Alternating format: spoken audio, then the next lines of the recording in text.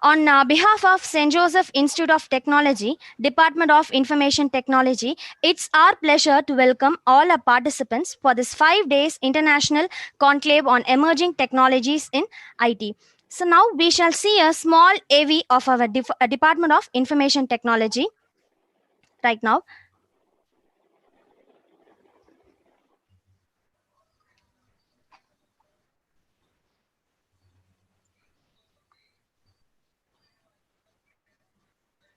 Niroshni ma'am.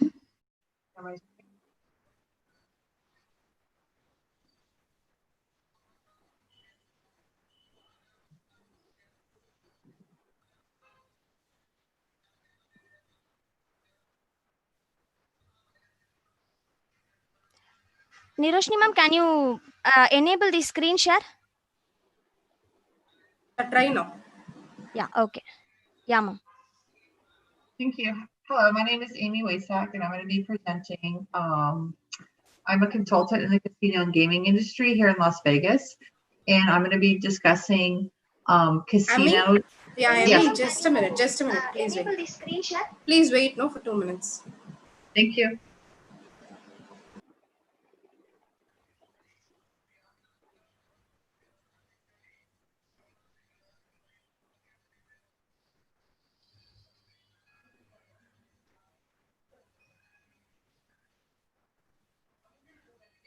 Try now, Subhashni ma'am.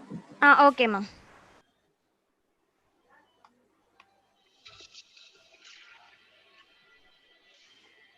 Niroshni ma'am, is my screen shared? No, Subhashni, it has not been shared. Okay, 1 second. Try now, Subhashni ma'am. Okay, ma'am. Neelambari, is my screen shared? No, Subhashni, it has not been shared. Niroshni ma'am, is my screen shared? No, Subhashni, it has not been shared.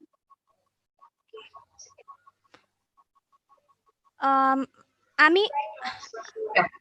Ami? Yes, I'll stop my screen share. Ami, Subhashni ma'am, try now. No, Subhashni, it has not been shared. Subhashni ma'am, try now. Yeah. Now it has been shared, Subhashni. Okay, ma'am, okay.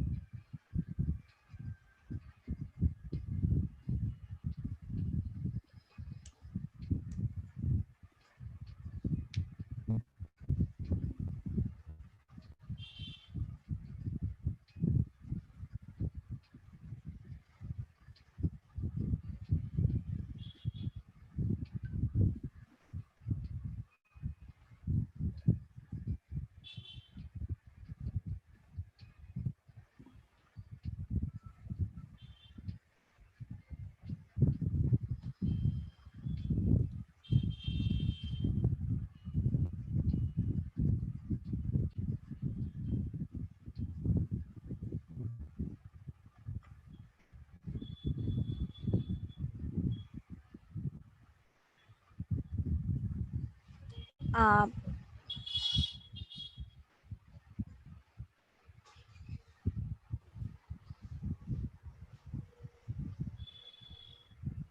uh, yes, ma'am. Yes, I kindly request Dr. R. Priscilla, Head of the Department, Lab Affairs, Department of Information Technology, to give the welcome address. Eminent delegates, participants, and my dear colleagues, a very good morning to everyone, and thank you for joining our 5 days international conclave on emerging technologies in IT. It's a power-packed webinar series with recent technologies like deep learning, data analysis, computer simulation of nanomaterials for frontier applications and digital transformation. Nothing can stop knowledge sharing, even COVID-19 also. With the help of technical advancements, we can do wonders. Our speakers are all over the world.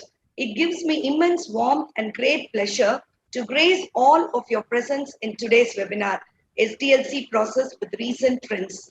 In this splendid moment, I extend my warm wishes on behalf of the Department of Information Technology, St. Joseph's Institute of Technology. I would like to express my profound gratitude to our chairman, Dr. B. Babu Manogran sir, our managing director, Mrs. B. Jessipriya ma'am, our director, Mr. B. Sashishekar sir, and our beloved principal, Dr. P. Ravichandran, for giving us the opportunity to host this webinar. I want to convey my heartfelt welcome to Ms. Amy Wavesack, Business Consultant, IGT, Las Vegas. She did her graduate master degree in business from University of Nevada, Las Vegas, and undergraduate is in business from University of the Pacific. She completed her Bachelor of Science in Business Administration. She had 12 years of work experience in SDLC software development, currently working as business consultant in international gaming technology, Las Vegas. We are happy to have such a great personality here. I welcome you, ma'am. Without any further delay, I invite Ms. Amy Vesak. Welcome you, madam. All our participants are waiting for your wonderful session. Welcome you all once again. Thank you. Thank you for the warm introduction. That was very nice. I'm going to open up my video and share my screen at this time. Yes, Ami, you can start. Thank you. You can share your screen. Thank you very much. And I want to make sure that everyone can see me. Yeah, we are able to see your screen. Oh, very good. Well, thank you for having me to be part of your 5-day IT presentation, colleague and professional presenters. My name is Amy Wasak, and I'm a consultant in the casino and gaming industry here in Las Vegas. I've worked on several different projects, and I'm going to give everyone a brief introduction with the PowerPoint presentation on Las Vegas in general, and for those of you that around the world, casinos and gaming is a big part of our industry here in the US, Australia and Europe, and in Asia. So it's a large hospitality industry that employs 1.8 million people. I'm the founder and primary consultant for Innovative Consulting. We specialize in providing business system analyst services, development team, agile project management, Scrum Master project management, and overall project management of the software development lifecycle. Most of our clients that I've worked with are in the casino and gaming industry, with a particular emphasis on innovative digital, geo-compliance, cardless slot play, and automated financial technology services. The firm draws upon experience and education in advising our clients. This is my family in Las Vegas. I thought it would be nice just to give a brief overview. So this is our Christmas in Las Vegas. So you can see my son and my daughter and my mother and our pets. So bring a little bit of something more personal to the presentation.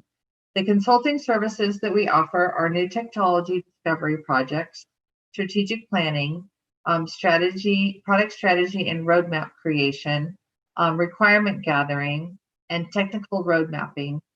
We do strategic partnerships and distribution agreements. We do technology review, building technical documentation for the casino industry so that we could do a scalable rollout of the IT development, and then agile management design, and then agile training, what we specify in. These are some of the past, this slide represents some of the past clients I've worked with as a consultant. QuickBook on the left-hand side here is a CRM management software team out of Canada. They have over 3,500 clients in Canada and the US, and they specialize in CRM custom management for the hospitality industry, specifically with spas and salons. Every international is a financial technology. They call it fintech, so that's a financial technology service. Everyone's familiar with 7-Eleven, so they have a lot of inventory data management requirements. And then we've also, most recently, I've worked with Caesars Entertainment, which now owns over 60 casinos worldwide. I've also worked with Scientific Gaming Digital, which is a digital software company that specializes in mobile sports betting. And then Slot Cycle, which is an e-commerce site for used slot machines that the casino industries can regain financial recapture of capital equipment. First of all, I just want to excuse me, Amy. Yes. Amy? Amy, your screen should be in full screen. It's not in the full screen mode. Oh, okay. Then your video is not visible, Amy. Oh, okay. Thank you.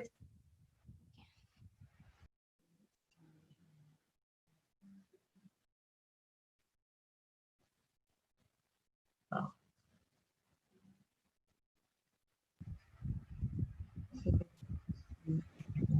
Oh.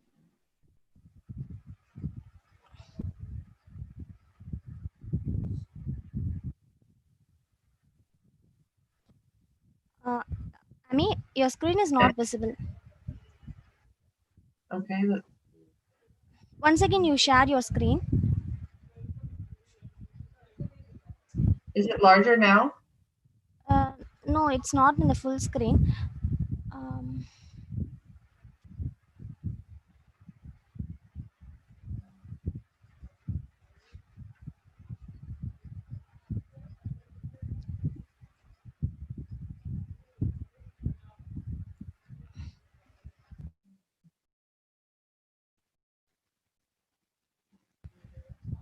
Amy?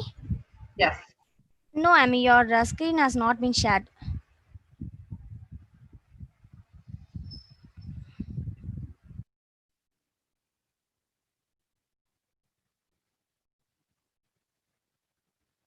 Can you see it now?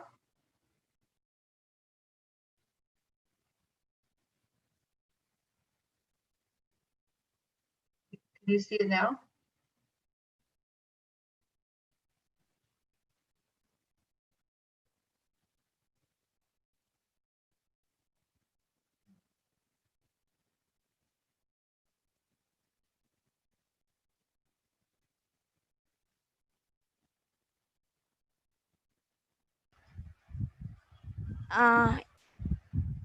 Amy, you can share your screen now. Okay.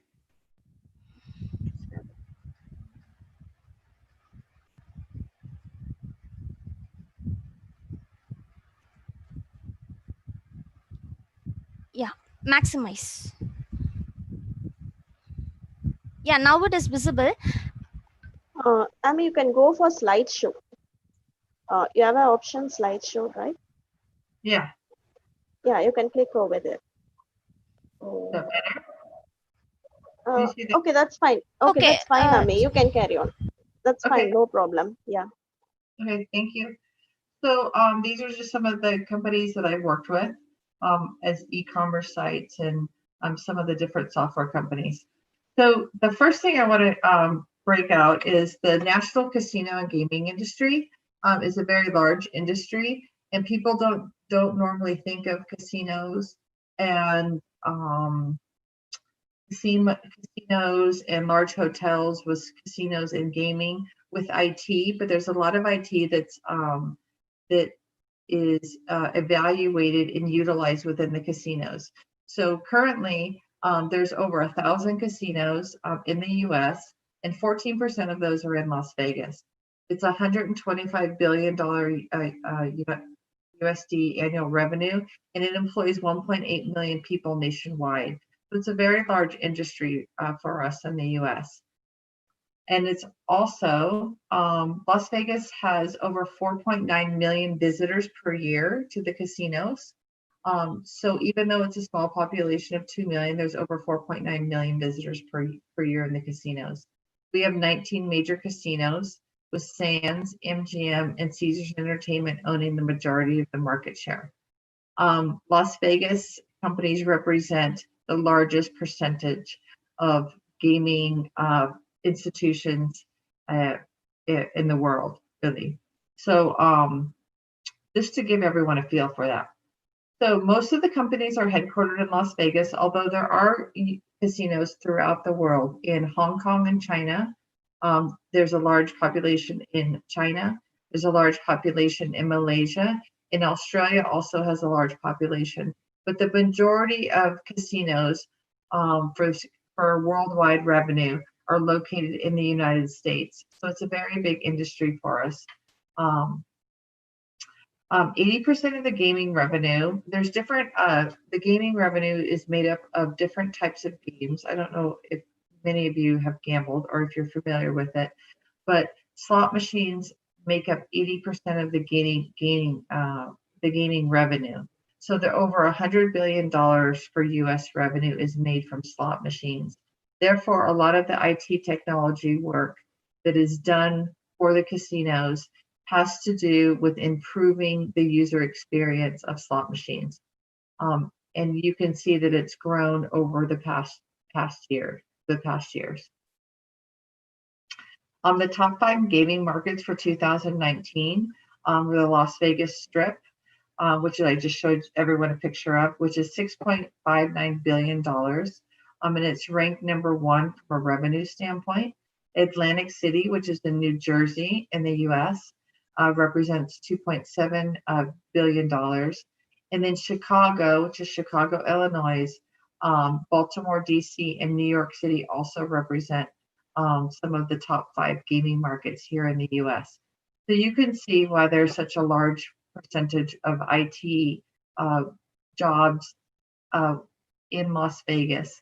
So most of the IT jobs that we have here are going to be built around new innovative technology that's being applied to the casino industry. So just to give everyone some information on slot machines, the old slot machines, patron would go ahead and insert a coin or a bill to receive playing credits. That's the old technology. So from the 1970s till about 2010, that's how the games were played. Now there's new technology that's coming out where patrons can actually go to a slot machine. You can see the picture on the lower right-hand corner here. You can see how they have the curved LCD screens. But now players will actually insert a card that is registered with their CRM within the casino, and they have an e-wallet on the card, so they can actually insert the funds into the slot machine, and it will actually track that player's play.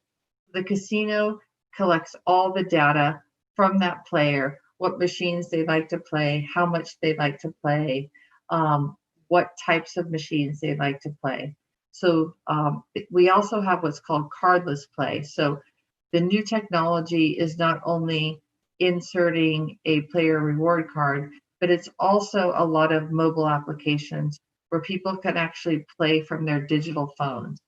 So in this scenario, a user would actually download the user app, and they could play off the user app, or they could actually connect via Bluetooth to some of the slot machines on the floor. So now that we've established that we have a billion-dollar industry within the gaming industry, I would like to talk about what is new technology within the industry. And these are what most of the the million people that are working in IT for improving the gaming experience for the users. This is most of the projects that are being worked on within the technology industry. Does anyone have any questions so far? Nope. Okay. And is there any questions? Ami, at the last of the session, we'll see through the chat box. So far, no one has been asked with questions. You can Okay. continue. Yeah. Thank you very much for checking in.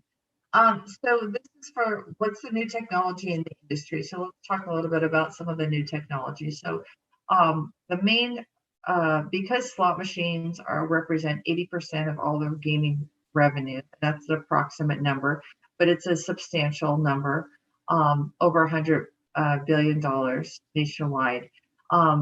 It's one of the gaming devices that's focused on very much so because of the revenue that it generates. So we're always trying to improve user experience from a slot machine standpoint. One of those new technologies is optional entry. So this would be a coinless, cardless slot play.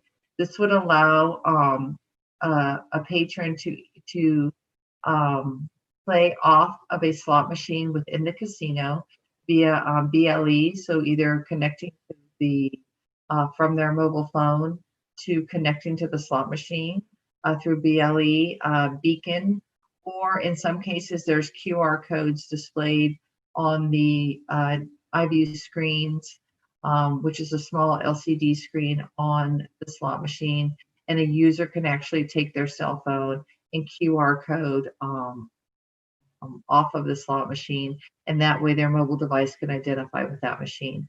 What that allows people to do is it allows them to play off their digital, their e-wallet, off their the money funds that they have within their account, and it also allows them to play multiple machines at one time. So this allows one reason people, the casino industry likes people to play with off of their e-wallet or the credits that they have on their gaming card. It's because it's safer for the patrons because they're not carrying around so much cash within the casinos. And it also, from a marketing standpoint, it has to do with when people are putting cash, it's a much more ease of use. So the transaction is much quicker and it's much easier. People can just play off of the credits that they have on their card. Another new technology that's coming into play is RFID. So that's radio frequency. Of course, this is used in many other industries throughout the world. And the way this new technology has been implemented into the gaming industry is that they're actually putting radio frequency in casino chips. So a casino chip is a form of a money form that people play within the casino. So they'll go to the cash cage, turn in actual cash, and then they'll receive chips. So it allows for ease of use to play different types of table games offered in the casino. What radio frequency does is it allows casinos to track their chips, because as you can see in this photo that we have, chips have different monetary values from $1 all the way to $1,000 as indicated in this photo. So if a player was to lose one chip, or a casino was to lose one chip, that would represent $1,000. So you could see how that could add up and how casinos would want to have security over their chips.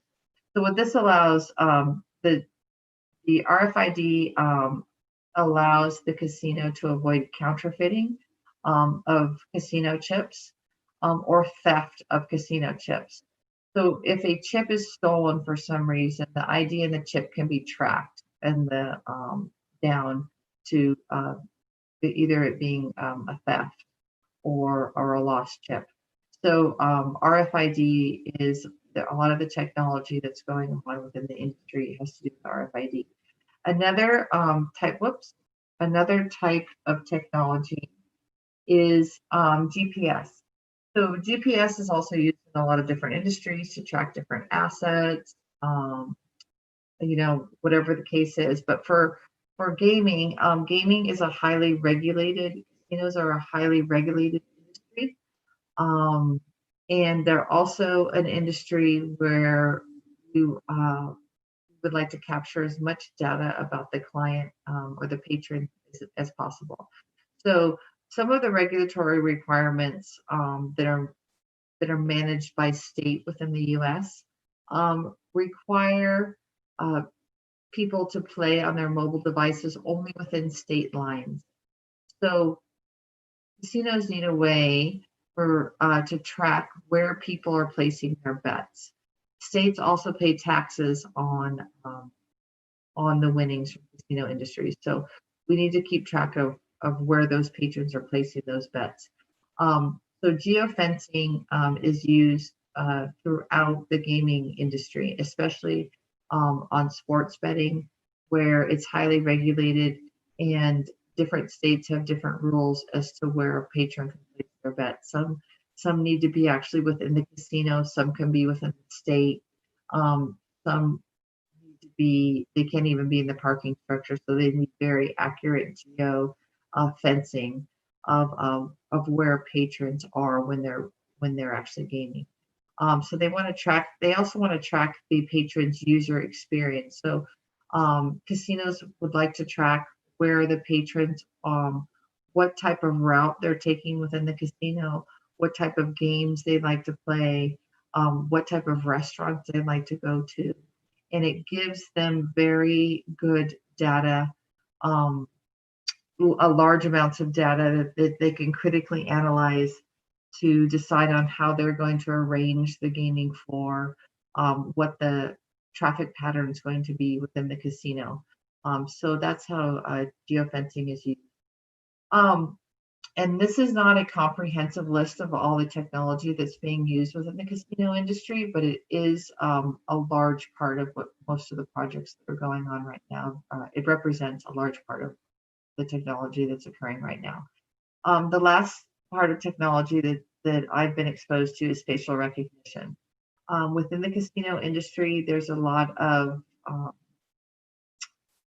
people that are not allowed within certain casinos, either because of theft or because of not following proper gambling guidelines, or perhaps they're underage. So there's a lot of, we call it RG, but it's restricted responsible gaming. So the state and the federal government take responsible gaming very seriously. So there's very strict rules that the casinos need to adhere to. Facial recognition allows them to recognize their patron, to validate either their player, how they've played in the past, if their financial status, if they're in good financial standing with the casinos, and then most importantly, if they're of legal age to be in the casino. So this facial recognition allows casinos to avoid fraud or identify cheats within the casino. So we see it used a lot with Homeland Security. Facial recognition has gotten much more accurate over the past few years, and it's being used more comprehensively within the gaming industry. Some of the other items that are technology applications that are used within the casinos are financial credit technology. So within this slide, you can see every holdings, it's a large financial fintech company, which their primary patrons are the casinos.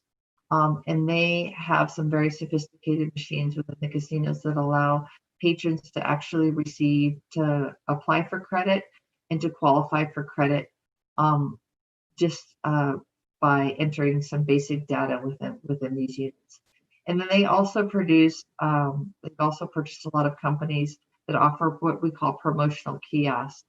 And the promotional kiosks allow players to play games off of the unit, but also apply their credits to different amenities within the casino, whether it be a restaurant or bar or possibly a spa and salon. Some different applications used with the promotional kiosk. So this is some of the technology in the industry. RFID technical overview. I just want to give everyone an idea of some of the extreme lengths that RFID. If you can see, this is a playing table, and you can see that there's a lot of technology that goes into building a gaming table that can recognize RFID. So RFID not only allows us to track the chips, but it also allows us to gather CRM information, data collection on a client, and different management systems. It also increases, it eliminates dealers' effort on the dealer because it can be tracked. It increases the gaming speed. It accurately tracks the play, which is a very good information for casinos to have. It reduces fraud and counterfeiting, and it collects real-time data. So we're able to see real-time management of data. And it also improves yield management. Technology projects. So this is just a recap of what we've gone through. So cardless slot play, mobile slot play, mobile sports betting, geofencing is used with mobile sports play, and then iView touchscreen selection of the slot machine. The iView is a LCD screen on the slot machine, and it allows patrons to actually touch how they want to react. They can insert their player card, and then they can actually order drinks from the iView. They can call a waitress over to bring them a drink.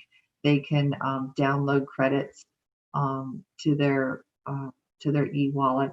So and then there are some machines also that Jackpot Express, one of Every's products that actually allows when a jackpot is won. A jackpot is a large amount of money that's won, and it's a taxable item.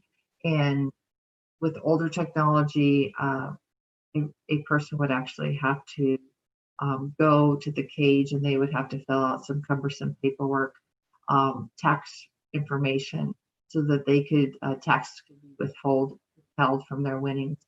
Jackpot Express actually allows this this paperwork, this Internal Revenue Service tax paperwork, to be generated right at the slot machine. So how does this all fit into the software development lifecycle for gaming projects? We went over some of the technology that's used, and this technology is implemented using our agile methodology, which is the same for applications of software for many different industries. So basically, the life cycle, which I know many of you are already familiar with, but it basically starts with your brainstorming and your requirement analysis. So that's talking to all the stakeholders, deciding, how do they want the software to actually function, and then designing and prototyping and documenting the architectural design of that prototype and how it's going to interface with the different applications that are already in place. And then we're going to iterate and demo and give the feedback. And then we're going to identify the defects, resolve the bugs, and iterate on of those bugs. And then we'll do our deployment within the casinos.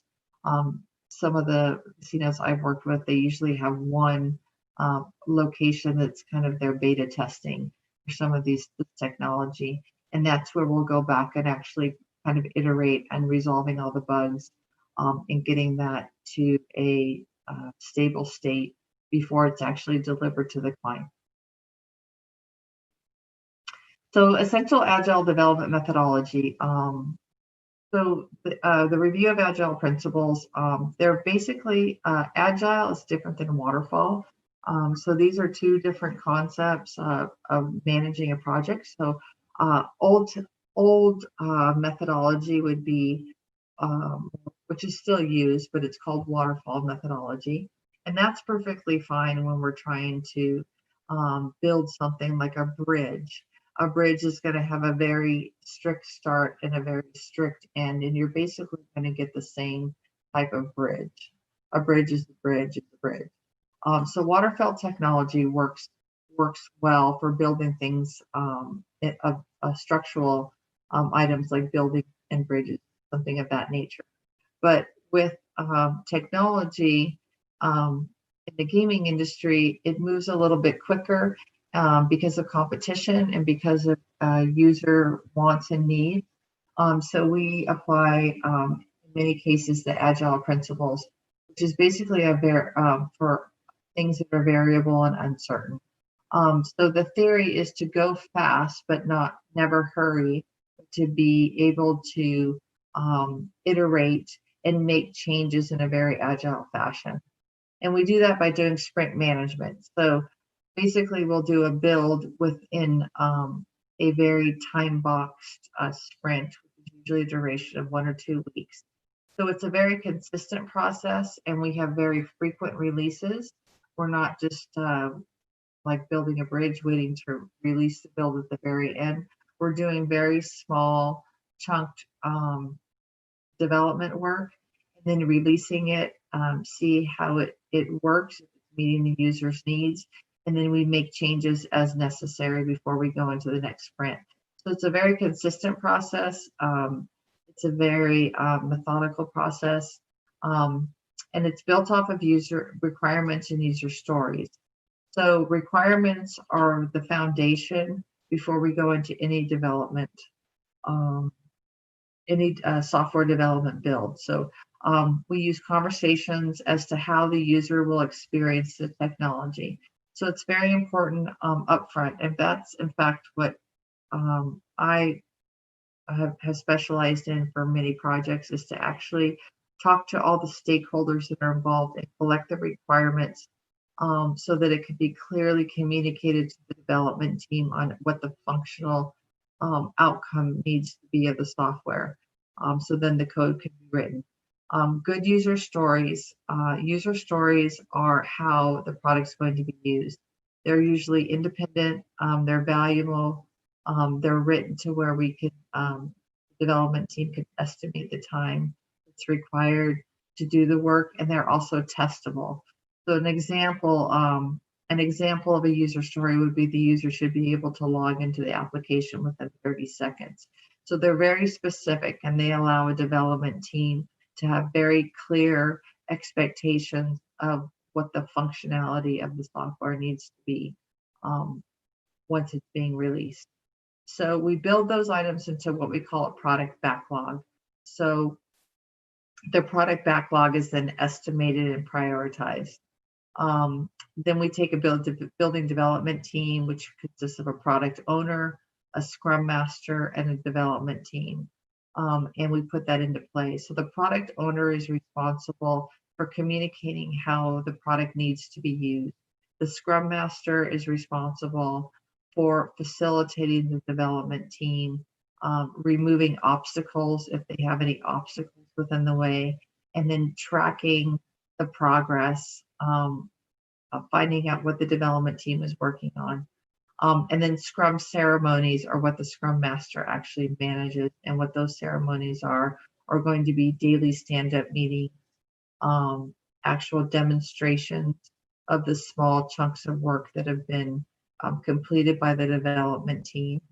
So we'll look at the code that's being written, make sure it's accepted before we can move on to the next step.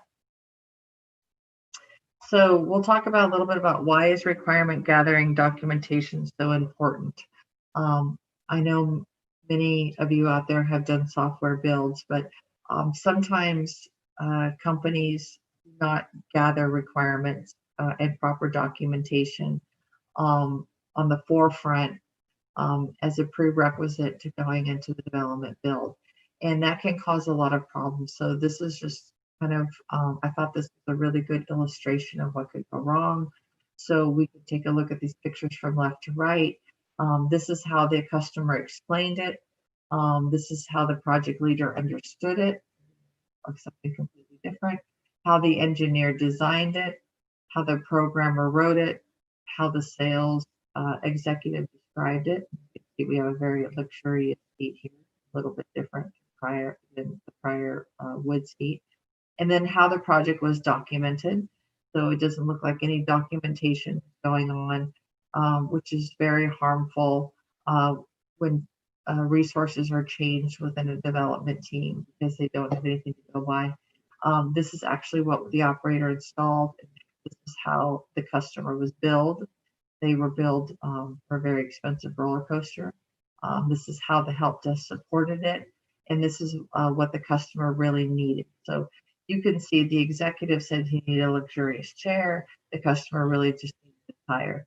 So this is just a very simple illustration of why requirement gathering and documentation is so important, because the way software can be is explained to a development team, there can often be a very large gap between what is actually needed and what's expected from the business side as to what the development team develops. So the key to gathering requirements, first of all, we need to talk to all the stakeholders. So in the area of casinos, that would be meeting, talking to the actual executive. So what does the executive want from the technology in order for it to be competitive? And what does the accounting department need from a reporting standpoint? Does the technology need to facilitate any specialized reporting? What do we need? What kind of documentation does the software need to provide from a regulatory standpoint? So stakeholders can be not just the end user of the client that's actually going to utilize the technology, but it can be all the parties that are involved within that part of the technical build. So it could be accounting, it could be patrons, it could be regulatory agencies. So someone like myself would actually go and collect those user requirements and meet with all of those individuals to collect and document those requirements. So it's called documentation analysis. So we would take that information, write it down. We may have some JAD sessions, some different focus groups, and then we would document every requirement. So in some cases, I've documented technology that has had 400 user requirements or 600 user requirements or 1,000 user requirements. And they need to be written within a user story of how the software is going to actually be delivered to the end user. Part of requirement gathering is to actually to confirm, to seek to understand how the user needs the software to work, and then prioritize those product features and get an understanding if they're critical, moderate, or low. And then share those requirements with the engineering and development teams so that they have a clear understanding of what the user requirements are. Sometimes there's a big disconnect between what the development team is building and how they understand it. So I've done everything from not only documenting user requirements, but maybe there needs to be a loom or video or of some sort that could be, or a user flow diagram that could be communicated to the development team to assist with that software development lifecycle. So I'm going to go into, right now I'm going to go into some of the actual requirements that I've done. So I'm going to share my screen. I'm going to share a different document. So this is actually a requirement document that I did for Slot Cycle, which is the current client that we're working with. So this would be a very high-level document in some cases. So it would talk about all the stakeholders. So that would include all of the stakeholders for this project. Includes the shipping company, the financing company, the buyer, the seller, and then it would include any of the integration partners that we have. We want to document the revision history of the requirements, which is very important because in an agile methodology, sometimes a requirement that is very important last month is no longer important. So we don't want the development team working on items that are no longer important. We want to document any of the project constraints that we have within the project so that we can communicate that back to the client or the individuals that are paying for the software build, or maybe it's the executive, the casino executives that are looking for updates on the status of the project. We want to make sure that we're documenting what those project constraints are, have some idea of what the project overview is, any documentation of release notes, and then the actual functional requirements. So this would be the actual active functional requirement. So just to give everyone an idea of what that would look like is we want to identify who's the user, who's going to be using the software, what production phase is it in, who's the actor. So the actor would be the user. Is it going to be an administrative person that's utilizing it? And then we usually document the functional requirements with numbers so that the development team can actually track what user stories they've completed and what they haven't completed. And then, like I said earlier, we'll usually categorize as to whether we have, whether this actual requirement is a critical, moderate, or low build, because depending on the release date, we may decide that some of these less critical items are not necessary, and we want to stick with an MVP, like a minimal viable product for release. So we're going to actually list what the user is, and then we're going to go ahead and list if it's tested or not. Now, in this particular product, keeping the product life cycle going, is we want to actually do a chart. So this is an idea of what down here, but this is just giving us an idea of what the status of the project is. So we can see with this chart that we have actually backlog items. We have items that have been completed, that have been approved, and then we can look here and see out of our grand total 414 requirements, we have approved 169 of them, partial approval of 52, or partial approval of 52. And then no, we're still working on 23 of the outstanding items. So we're at 92% completion, but we still have 12% more to go. So this allows for us to do what we call a burn up chart, or so that we can track the progress of the project. So that I just wanted to give you some idea of. So do we have any questions that are coming in from the chat at all of this? Ami, I have a question here. Yes. How far the recession period would affect this gaming industry? We'll be saying the recession periods over IT sectors, right? Would it affect this gaming industry, and what are the ways that we can accompany with it? Are we talking about COVID-19? Yeah, we can say that too. Oh, okay. So, okay, but what was the first question? What things are affecting the gaming industry right now? Yeah.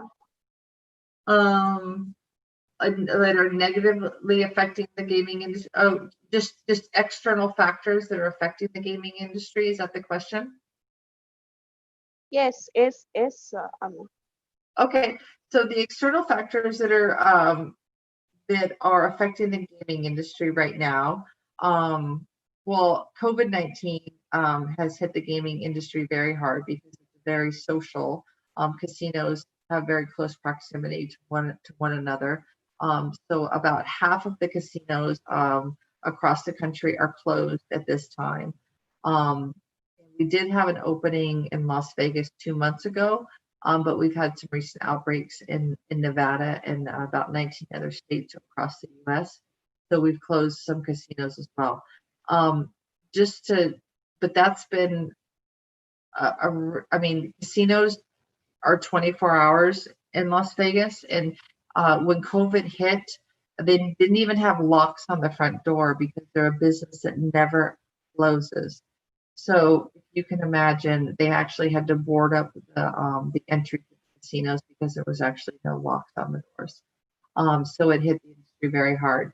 But in general, prior to February and the lockdown of that COVID-19 has caused, things that affect the gaming industry are going to be the economy does affect the gaming industry. So if the economy is strong, usually people are traveling more. And instance, a city like Las Vegas that really its livelihood is based on tourism, since we are a population of 2 million, but we have 4.9 million people visiting every year.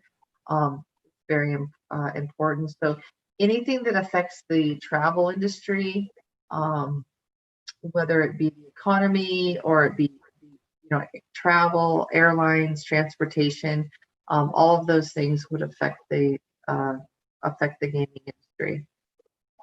Does that answer the question? Yes, thank you. And we have one more question from participant. Okay. How technology would revolutionize traditional teaching and learning practices in India? How technology would revolutionize traditional teaching and learning practices in India? Oh, okay.